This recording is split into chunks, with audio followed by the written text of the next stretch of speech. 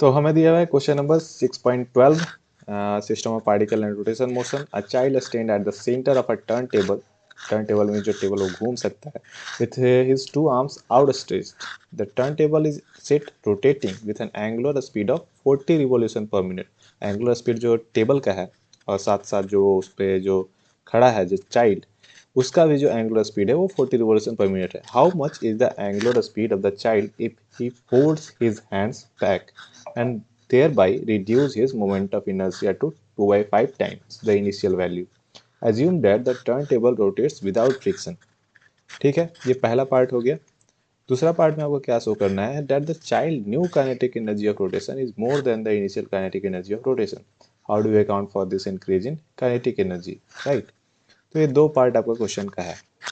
तो सबसे पहले एक एनालॉजी समझते हैं, एक एग्जांपल समझते हैं कि हाथ जब आउट स्ट्रेच्ड है तो उसका जो एंगुलर मोमेंट जो उसका जो सॉरी जो एंगुलर स्पीड है वो कम है, राइट। और जब वो अपने हाथ को जब वो फोल्ड करता है तो उसका एंगुलर स्पीड जो है वो बढ़ जाता है। ऐसा कोई एग्जांपल आपने देखा होगा, एक आइस स्केटिंग डांस होता है, फॉरेन में बहुत पॉपुलर है। तो यहाँ पर जब डांस होते रहता है तो वो जो लड़की होती है वो हाथ जब फैलाए रहती है तो उसका एंगुलर स्पीड बहुत ज़्यादा नहीं होता है। लेकिन जब वो लड़की अपना हाथ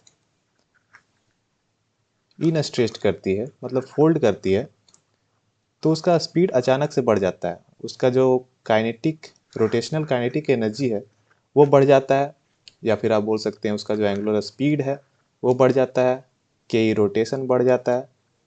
तो यही इसी के बेसिस पे ये आपका क्वेश्चन दिया हुआ है। तो चलिए देखते हैं if this question come in exam तो आपको कैसे इसे लिखना है, ये आपको यहाँ पे दिया हुआ है और इसे समझ लेते हैं step by step.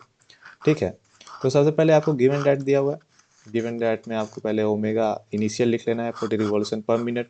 Then I initial जो आपका मोमेंट ऑफ इनर्शिया इनिशियल है वो आपका आई इनिशियल हो गया। और आई इनिशियल और आई फाइनल में आपका रिलेशन दिया हुआ है, तो आई फाइनल आपका क्या हो गया 2/5 आई इनिशियल। ओके, अब आपका क्या है कि आपको एक कॉन्सेप्ट पता होना चाहिए, एंगुलर मोमेंटम कंजर्वेशन। तो अगर कोई एक्सटर्नल फोर्स अप्लाई नहीं हो रहा है किसी सिस्टम पे तो जो एंगुलर मोमेंटम होता है of the system is always conserve, right.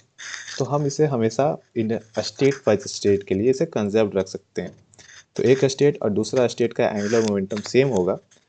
हाथ जब इन स्ट्रेच था और हाथ जब आउट स्ट्रेच हुआ, दोनों के केस में जो एंगुलर मोमेंटम होगा वो सेम होगा, क्योंकि उसका उसके जो सिस्टम के ऊपर कोई भी एक्सटर्नल फोर्स अप्लाइड नहीं हुआ है, राइट। लेकिन इसका मतलब ये नहीं है कि उसका मोमेंट ऑफ इनर्शिया और ओमेगा चेंज नहीं होगा, वो दोनों को बैलेंस करने के लिए वो चेंज होगा।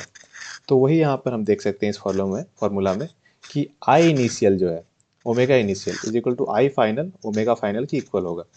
आई इनिशियल तो आपका वही मानना है, ओमेगा आपका जो ओमेगा इनिशियल है वो क्वेश्चन में दिया हुआ है तो आपको ऐसे पुट कर देना है। आई फाइनल का रिलेशन दिया हुआ है यहाँ पे तो आपको यहाँ से आई फाइनल की जगह 2/5 आई इनिशियल पुट कर देना है। और यहाँ से बस आपका ये बच जाता है ओमेगा फाइनल और आप यहाँ से इसे डिटरमाइन कर सकते हैं, राइट। तो ओमेगा फाइनल आपका आ गया 100 रिवॉल्यूशन पर मिनट।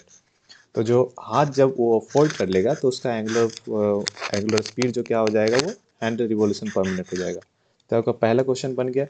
अब आपको सॉल्व करना है दूसरा क्वेश्चन कि kinetic energy rotational kinetic energy of final state, जब इन स्टेट हो गया, जब हाथ जब फोल्ड हो गया, उस समय का kinetic energy the final kinetic energy is less than और greater than the initial kinetic energy of rotation.